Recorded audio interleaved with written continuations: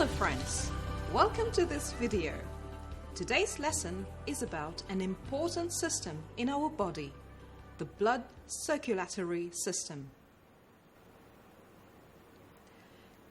This system acts as a transport system as it carries many important substances around our body. We all have had a wound and have seen a red liquid oozing out. This red liquid is known as blood. Blood flows around our body through tiny tubes known as blood vessels.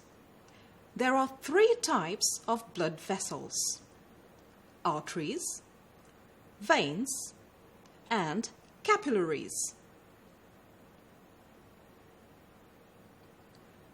The red tubes are the arteries, the blue ones are the veins, and the small ones are the capillaries. The continuous flow of blood is maintained by a pumping organ known as the heart.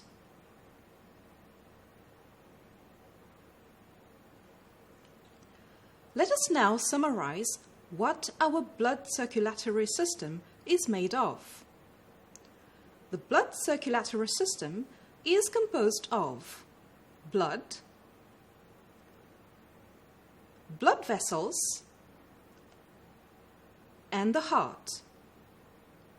Now we will find out more about the red liquid, which is blood. If we take a small sample of blood in a test tube and rotate it in a special laboratory machine, the blood will separate into different layers.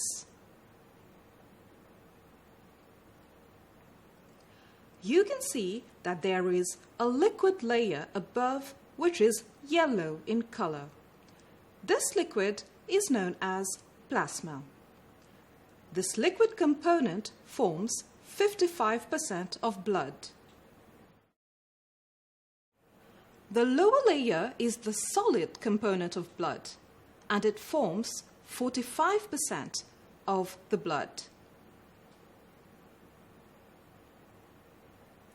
The liquid plasma is made mainly of water.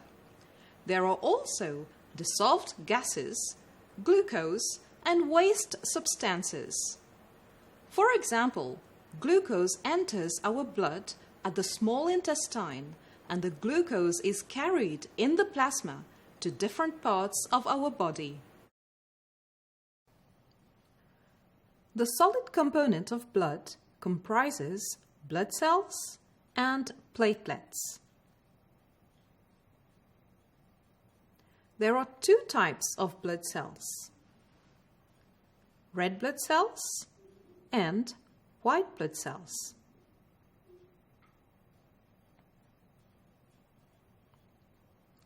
Before we end this video, let us have a look at what we have learned today. We learned that there is a blood circulatory system in our body. This system is made of blood, blood vessels, and heart. There are three types of blood vessels: arteries, veins, and capillaries. Heart is a pumping organ that keeps the blood flowing around our body. Our blood is made of 55% liquid, known as plasma, and 45% of solid components made of blood cells and platelets. There are two types of blood cells: red blood cells and white blood cells. Dear students, we have reached the end of today's lesson. Thank you for your attention. Goodbye.